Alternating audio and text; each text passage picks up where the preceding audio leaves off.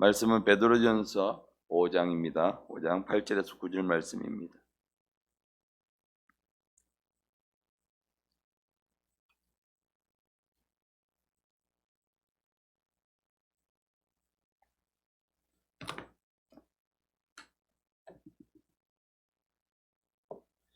베드로전서 5장 8절에서 9절 말씀입니다. 우리 함께 읽겠습니다. 근신하라 깨어라 너희 대적마귀가 우는 사자같이 두루다니며 삼킬 자를 찾나니 너희는 믿음을 굳건하게 하여 그를 대적하라. 이는 세상에 있는 너희 형제들도 동일한 고난을 당하는 줄을 알미라. 아멘. 오늘 깨어 기도합시다 라는 말씀의 제목으로 함께 말씀을 나누고 오늘을 나누고자 합니다. 이제 정말 수련회가 정말 얼마 남지 않았습니다. 어린이 캠프가 월요일부터 시작되고요.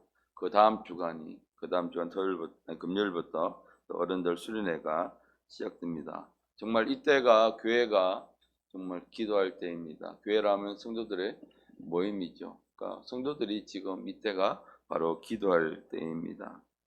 그런데 이번 주간이 이제 지난번 6월달에 우리 1차 기도회를 했고요. 이제 2차 기도회 주간입니다.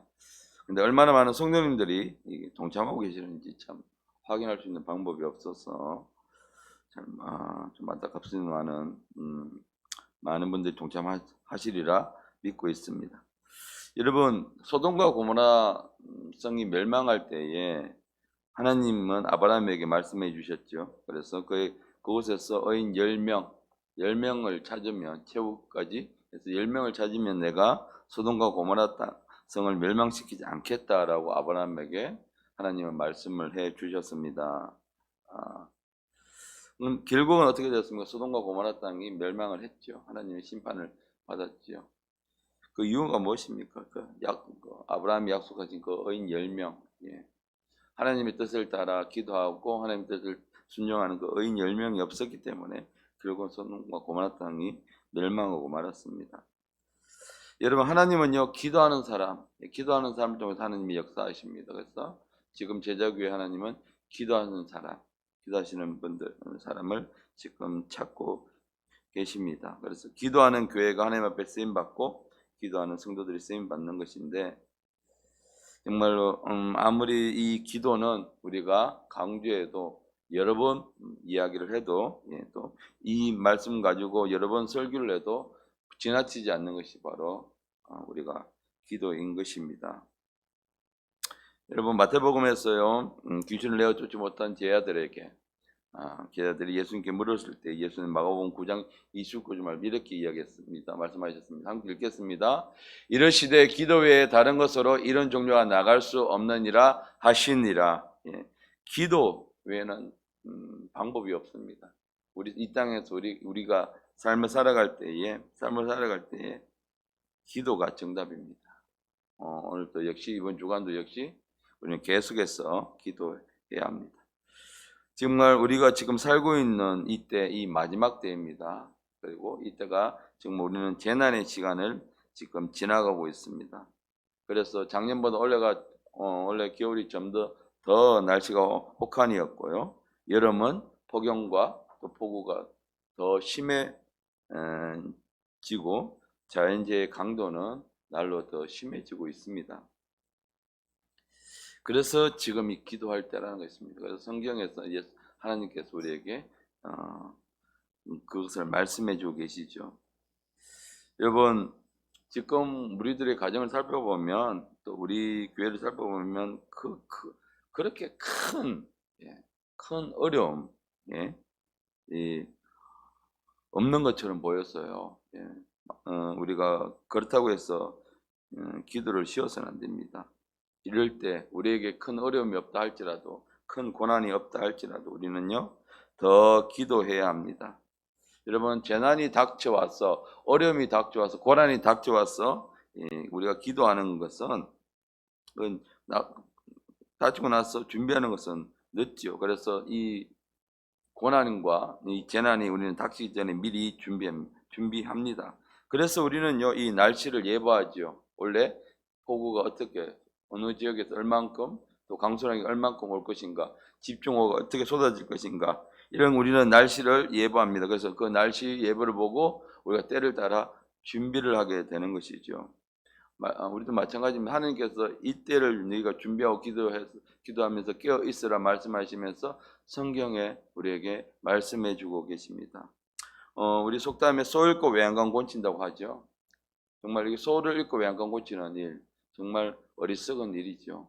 물론 그 후에라도 하면 좋겠다는, 다행이라는 그런 의미가 있지만, 그래도 소를 잃고 나서 외양간을 고친다는 것은 너무나 어리석은 행동입니다.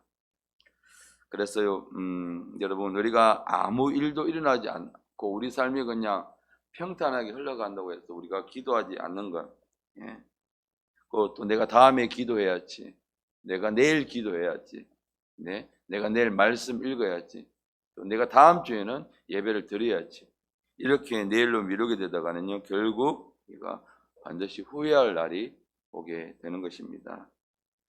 그래서 우리가 지금 기도하지 않으면요, 우리 삶에 어떤 일도 일어나지 않습니다. 우리는 이때 기도해야 합니다.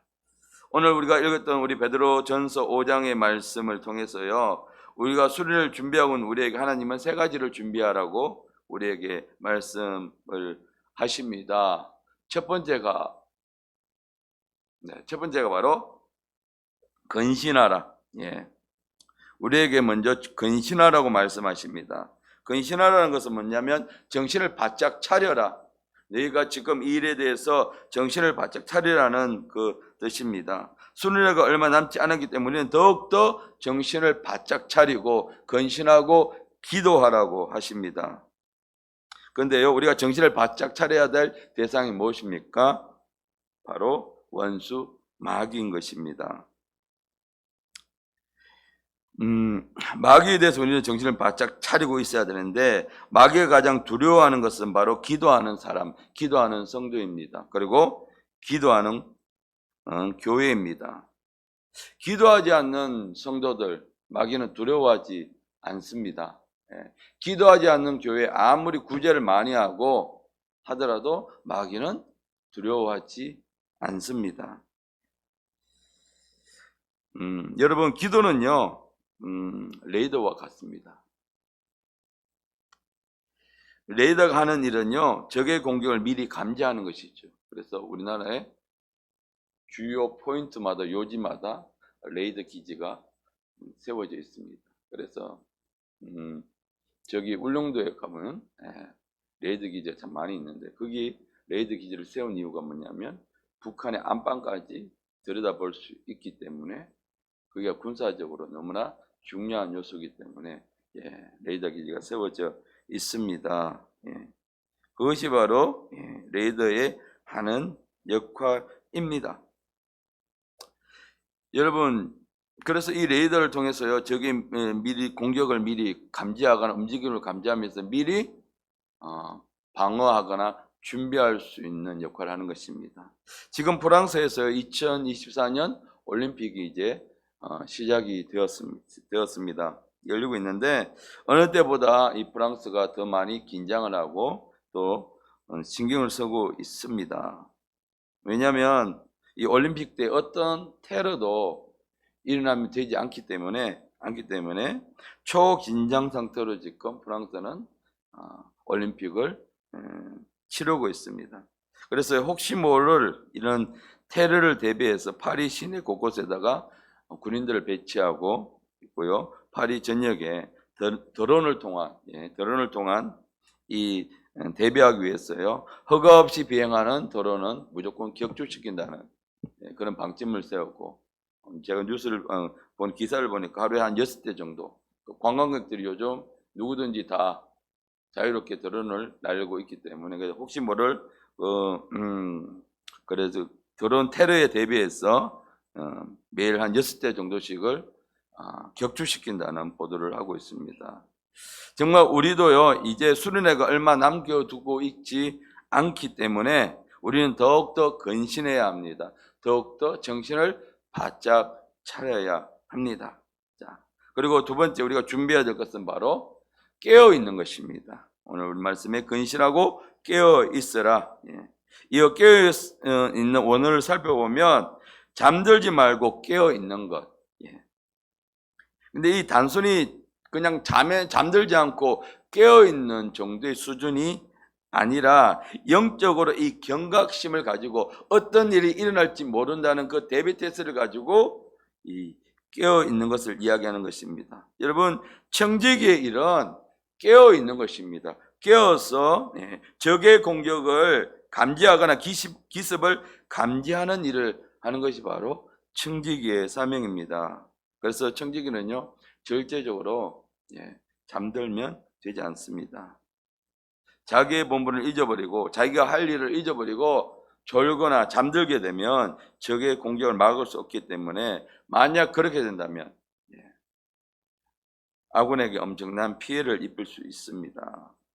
여러분, 마귀는요 정면으로 공격하지 않습니다. 야비하게요, 아주 야비하게 그 사람의 약점, 빈틈만 노리고 있다가 그걸 통해서 공격해 옵니다. 그러니 아무리 내가 영적으로 세워져 있는 사람이 하더라도 기도하지 않으면, 깨어있지 않으면, 빈틈이 조금이라도 보이게 되면 여지없이 원수는 공격해 옵니다. 여러분, 우리나라는 지금 정전이 아니라 휴전 중에 있습니다. 전쟁 중에 있는 것이죠. 오랫동안 휴전이 되다 보니까 우리는 너무나 그것에 민감해져 있는데, 지금 언제라도 전쟁이 일어나도 전혀 이상하지 않는 그런 상태에 있습니다. 그러니까 외국에서 보게 되면 굉장히 위험한 나라에 살고 있는데도 불구하고 우리 스스로는요 굉장히 안전하다고 생각하고 무감각해져 있는 것은 사실입니다. 여러분, 전 정부 때 한번 보십시오. 이 정전협정을 체결하려고 정부가 이슈를 만들었습니다. 언론은 이제 우리는 한반도에서 전쟁이 없어지는구나 라고 대대적으로 여론몰이를 했습니다. 모르는 우리들은 이제 전쟁이 끝나는구나, 다행이다 라고 기뻐하고 막 박수치고, 또 그 대통령이 백두산에 올라가서 또 그 김정은이랑 손잡고 있는 것 보도하면서 손뼉치고 했던 것, 여러분 기억나시죠? 그런데 이것은요 우리가 무지하니까 그걸 박수치고 있는 것입니다. 그 뒤에 어떤 업무가 있느냐? 이것은 대한민국을 공산화시키고자 하는 엄청난 계획이 숨겨져 있었습니다. 여러분, 정전이 되면요 미군은 반드시 이 나라 한반도에서 철수를 해야 됩니다. 북한이 노리는 것은 바로 미군 철수입니다.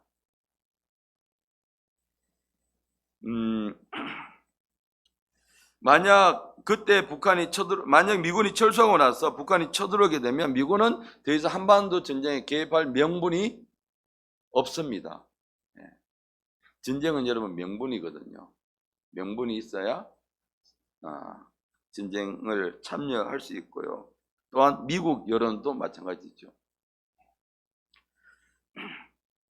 그 대한민국을 공산화하려는 이 주사파들의 엄청난 공작이 숨어 있는 그 비밀이 있음에도 불구하고 자칫 잘못했으면 여러분, 만약 정전협정이 체결되었으면 이 나라 어떻게 됐을지 모릅니다. 우리가 이렇게 마음 놓고 예배 드릴 수 있는 환경이 안 되었을 수도 있다는 것이죠.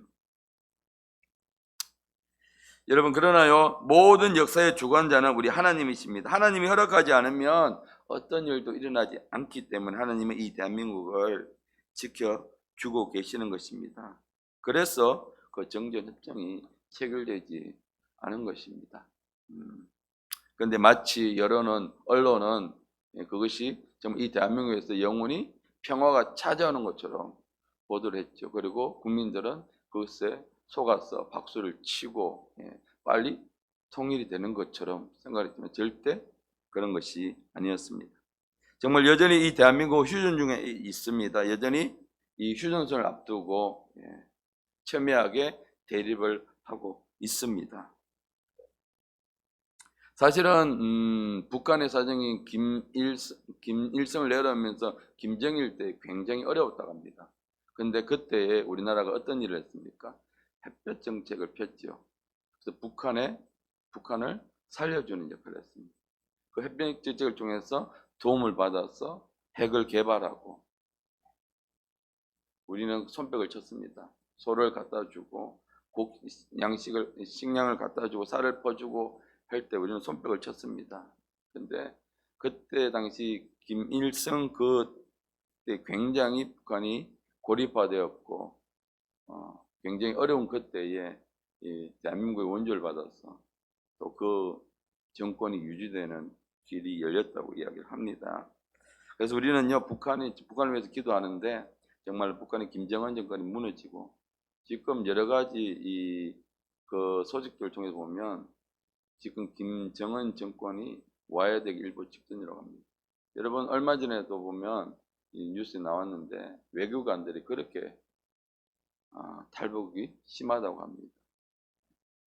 왜냐하면 그들 자신은 먹고 살 수 있지만 그들 자녀에게 미래가 없기 때문에 그만큼 북한의 내부 사정이 힘들고 어렵다는 붕괴 직전까지 왔다는 신호가 곳곳에서 또 북한을 연구하는 사람들, 북한을 지금 주목하고 있는 사람들의 소식통에 따르면 그렇게 지금 전해지고 있습니다. 그래서 우리는요 북한의 김정은 정권이 스스로 무너져야 합니다. 뭐 평화적으로 문이 열리는 그거기 때문에 안 되고 그들의 정권이 완전히 무너질 수 있도록 우리는 기도하셔야 합니다.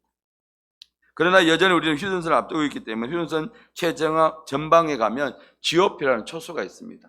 휴전선 제 안쪽에 들어가서 최전방에서 북한의 침입에 대비해서 항상 깨어서 지켜보고 있는 그 GOP 초소가 있는데 그 초소병들은요 24시간 잠들면 되지 않습니다. 교대로 항상 그 자리를 지켜야 하는데 만일 그들이 그렇게 건물을 쓰다가 잠들게 되면 큰일이 발생하게 되는 것이죠.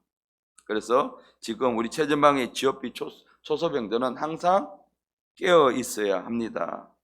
우리가 잠들면요 원수 마귀에게 잡아먹히는 거랑 똑같습니다. 오늘 여기서 베드로는요 마귀를 우는 사자라고 비유를 했습니다. 8절 말씀에 건전하게 깨어있으라 너희 대적 마귀가 우는 사자처럼. 여기서 이 우는 사자는 바로 굶주린 사자를 비유하는 것입니다. 굶주린 사자는 절대적으로 먹잇감을 놓치지 않습니다. 반드시 사냥에 성공해야 합니다. 만약요 내가 굶주린 사자의 사냥감이 되어 있다고 눈치를 챈 먹잇감은 필사적으로 도망을 가지요. 그래서 한눈을 팔지 않고 이 사자의 공격에 늘 대비를 하고 있습니다. 그래야 살아갈 수 있기 때문입니다. 여러분 우리가 TV를 통해서 아프리카의 총을 보게 되면 참 평화로워 보입니다. 그런데요 그 내면을 자세히 그 세계를 자세히 들여다보면 아주 치열한 약육 강식의 이 먹이 세계가 전쟁이 치러지고 있습니다. 강한 짐승은 약한 짐승을 잡아먹으려고 항상 틈을 보고 노리고 있고요. 그리고 약한 짐승들은 강한 짐승의 공격을 잡아먹히지 않으려고 그 공격에 항상 대비하고 온 신경을 쓰면서요 대비하고 있는 것입니다. 근데 그 중에 잡아먹히는 것들은 어떤 것입니까? 방심한 동물입니다.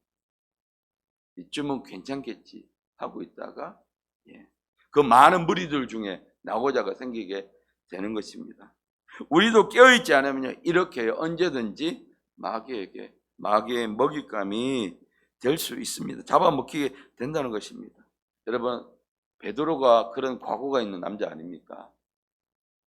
겟세마네 동산에서 예수님과 함께 기도하러 가시면서 예수님이 시험에 들지 않게 너는 여기서 깨어서 기도하라고 했을 때에 베드로와 제자들은 그냥 피곤해서 잠들고 말았습니다. 그러다가 마귀에게 그냥 공격을 받아서 잡아먹히고 결국 예수님을 3번 부인하는 그런 아픈 기억이 있는 베드로입니다. 그런데 오늘 그 베드로가 오늘 우리에게 권면을 하고 있습니다. 그래서 우리가 수련회가 다가올수록 우리는 더욱더 어떻게 해야 되냐? 수련회가 다가오구나. 수련회를 하게 되면 그냥 기다리는 것이 아니라 우리는 더욱더 깨어서 기도해야 합니다. 그래서 우리는 먼저 근신해야 합니다. 정신을 바짝 차려야 하고 우리는 깨어서 기도해야 합니다. 그래서 마가복음 14장 38절 말씀에 시험이 들지 않게 깨어있어 기도하라. 오늘 예수님께서 우리에게 말씀하십니다. 이런 하나님의 이 능력에 나타날 이 집회를 앞두고요, 우리가 정말로 원수의 공격이 있을 수 있기 때문에, 언제든지 있기 때문에 우리가 시험에 들어서 우리가 들면 안 되기 때문에 우리는 항상 이렇게 깨어서 기도해야 합니다. 물론 우리가 세상 일로 많이 힘들고요, 또 지쳐 있는다 할지라도 그래도 우리에게 말씀하시는 것이 바로 깨어서 기도하라고 하십니다. 세 번째 우리가 또 준비해야 될 것은 무엇이냐면 바로 믿음을 굳건하게 하여 마귀를 대적하라입니다. 여기서 굳건하게 하다는 뜻은요, 원어로 살펴보면 단단한, 확고한, 견고한이라는 뜻이 있습니다. 그래서 흔들리지 않는 반석 같은 단단함을 의미합니다. 이 믿음이 절대적으로 흔들리지 않는 어떤 고난과 또 역경이 있다 할지라도 하나님을 신뢰하고 믿는 믿음이 흔들리지 않고 단단한 반석처럼 굳건하게 세워져 있어 그 믿음으로 원수 마귀를 대적하라는 것입니다. 그냥 믿음으로요, 그냥 하나님이 나를 고쳐주시는구나, 그는 믿음으로 나가는 것이 아니라 이게 믿음을 굳건하게 하라고 그랬습니다. 여러 가지 원수의 공격이 있기 때문에요. 그래서 그 공격에 흔들리지 않는 믿음을 가지라고, 그러면서 그것을 가지고 대적하라고 합니다. 여러분, 우리가 이렇게 기도하면서요, 있을지라도 원수는 온갖 어려움을 통해서 우리를 방해하고 또 우리들의 마음을 흐트려 놓으려고 합니다. 우리 지금 초집중해서 기도하고 있음에도 불구하고, 그래서 우리 기도하면서 우리 삶이 평탄하면 참 좋은데 그렇지 못하게 원수가 방해를 하고 있단 말이지요. 그럴 때일수록요, 우리는 절대적으로 마음이 흔들리지 말고 열두의 혈액증 앓았던 그 여인의 믿음을 가지고요, 그 여인이 예수의 소문을 듣고 내가 나아가서 예수의 옷자락을 만지기만 하면 내가 반드시 치료되겠다는 이 절대적인 이 믿음을 가지고 이 여인은요, 수많은 어려움이 있음에도 불구하고 그것을 극복하고 마침내 나갈 때에 예수님 그리스도를 통해서 치유의 역사가 일어나게 된 것입니다. 그냥 냅두지 않습니다. 원수는 이 사람이 가서 수련회 때 치유 역사 일어나고 영적으로 깨어나고 하게 되면 자기의 먹잇감을 놓치기 때문에 절대적으로요, 우는 사자라고 했습니다. 절대적으로 배고픈 사자는 먹잇감을 놓치지 않습니다. 한번 먹잇감이 찍히게 되면 먹잇감이 지칠 때까지 쫓아다니는 것이 이 맹수들의 본능입니다. 그럼 어떻게 해야 됩니까? 허점을 두면 안 되는 것이죠. 우리가.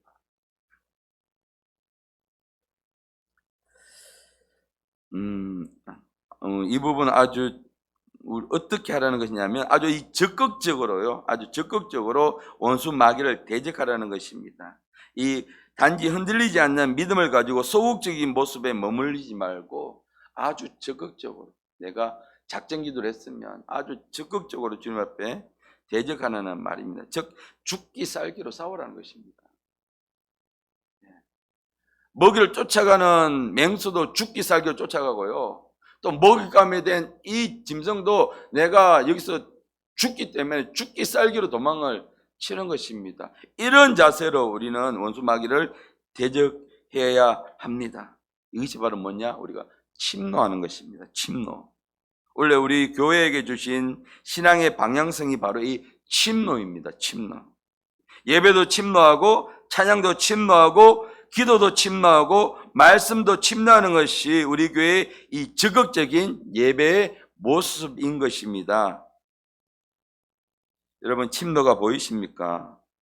어떤 모습을 보게 되면, 어떤 성도님들 보게 되면, 몇몇 분을 보게 되면 침노가 잘 보이지 않습니다. 그런데도 불구하고요, 몇몇 분들을 통해서 하나님의 말씀이 침노하는 모습을 보게 됩니다.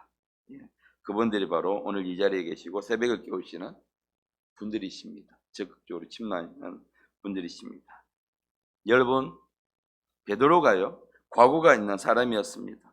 그런데 어떻게 이렇게요 적극적인 사람으로 권면하는 사람이 될 수 있었습니까? 세 번이나 그가 부인한 전과가 있음에도 불구하고요. 예전에 베드로의 상태였다면 절대적으로 이렇게 이야기하지 할 수가 없었습니다. 그런데요, 그가 마가의 다락방에서 강력한 성령의 기름 부으심을 경험을 했습니다. 그걸 통해서 그가 완전히 다른 사람이 되었습니다.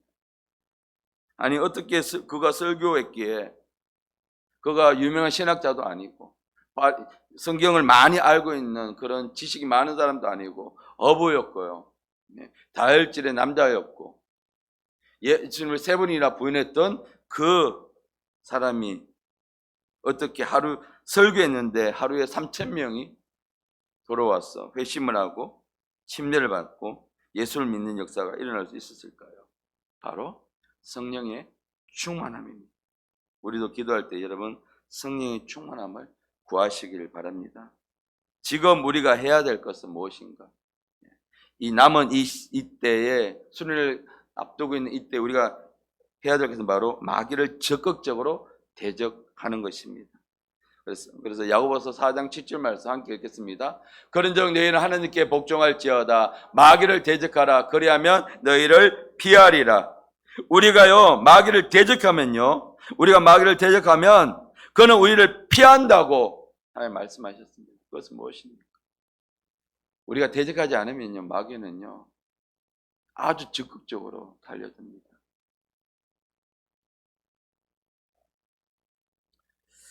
예수께서 주신 능력을 사용해서 우리는 뱀과 정갈을 밟아야 합니다. 누가복음 10장 19절 말씀입니다. 읽겠습니다. 내가 너희에게 뱀과 정갈을 밟으며 원수의 모든 능력을 제어할 권능을 주었으니 너희를 해칠 자가 결코 없으리라. 우리가 우리 힘으로 대적하려는 것이 아니라 주님이 우리에게 주신 이 능력을 통해서요 철저하게 그들의 모든 능력을 제어하고 다스리고 짓밟으라고 하십니다. 우리의 힘이 아니라, 우리의 어떤 노력이 아니라요, 우리 하나님이 우리에게 주신 능력을 적극적으로 사용하라는 것입니다.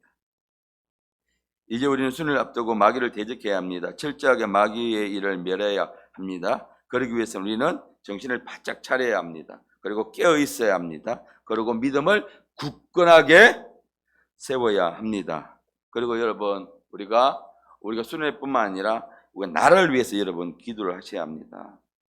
여러분, 이 대한민국에 하나님께 축복해 주셔서 얼마 전에 동해 앞바다에 석유도 나게 해주시고요. 뉴스 나왔지 않습니까? 엄청난 매장량입니다. 아마 하나님이 그걸 통해서 복음통이 이루어졌을 때에 종잣돈으로 쓰라고 하나님이 예배해 두신 걸 수도 있고요. 그런데 또 한 가지 뉴스가 있죠. 체코의 30조. 우리나라 예산이 1년에 한 60조 되는데 그 절반이 30조 규모의 원자력 발전소를 수주하게 되었습니다. 뉴스를 통해서 나왔죠. 언론은 그것만 이야기하고 나머지는 이야기를 하지 않더라고요. 저도 잘 몰랐었는데 그게 얼마나 큰 일인가. 여러분, 이게 엄청난 겁니다. 이 유럽의 대부분 발전소들이요, 누가 지었냐면 프랑스가 지금 다 짓고 있습니다. 그걸 뚫고 프랑스의 그 앞마당 앞에다가 우리 대한민국이 들어가서 체코의 엄청난 규모의 원자력 발전소를 건설하는 수주를 따게 됐다는 것입니다. 이거 하나님의 엄청난 축복입니다. 얼마 전까지만 하더라도 그전 정부에서 어떻게 됐습니까? 탈원전에서 우리나라 원자력 발전소를 다 폐쇄한다, 이렇게까지 가서 원자력 발전소가 우리나라 수준이 굉장히 높은데 그것이 다 무너지는 일이 발생하게 됐고요. 그리고 유럽 전체에도 이 일본의 원자력 발전소 사고 때문에 탈원전 바람이 엄청나게 심하게 불었습니다. 그런데 왜 갑자기 이 원자력 에너지가 다음 세대의 대체 에너지로 부각될 수 있었느냐? 바로 우크라이나와 러시아 전쟁 때문입니다. 이 탈원전 바람이 불면서 러시아에 풍부한 천연가스가 매장되어 있습니다. 그래서 유럽의 대부분의 나라들이 러시아로부터 이 에너지를 공급받습니다. 그런데 어떻게 됩니까? 러시아가 잠궈버렸습니다. 그래서 그때만 하더라도 러시아가 에너지를 공급하지 않으니까 유럽의 많은 나라들이 비상이 걸렸습니다.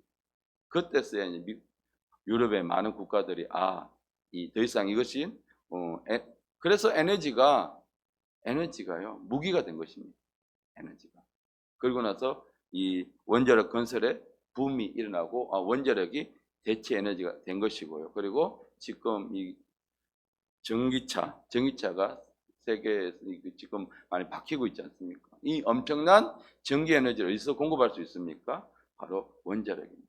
원자력 발전소입니다. 그러면서 우리나라에서 이것을 엄청난 발전소의 수주를 따내게 된 것입니다. 이런 성과를 이루게 된 것이죠. 그런데 우리나라가요 원전 기술에서는 세계 단연 최고입니다. 이 조그만 나라에서요. 이것이 언제부터 시작됐나? 이승만 대통령 때부터 시작되었습니다. 이승만 대통령 때부터 이 원자력 발전소에 대해서 이걸 미리 원전 기술을 만들어 놔야 된다라고 생각을 해서 그때부터 시작된 기술들이 지금까지 축적이 돼 온 것입니다. 근데 지난 정권 때 완전히 이것을 무너뜨려 버렸죠. 그래서 여러분 이 지도자의 잘못된 판단 때문에요 엄청난 우리가 재앙을 맞을 뻔했는데도 불구하고 하나님이 이 나라를 축복해 주셔서 그래도 하나님 편에 있는 지도자를 세워 주셔서 이 나라를 지금 바르게 복원해 주고 있는 것입니다. 물론 사람은 잘못했습니다.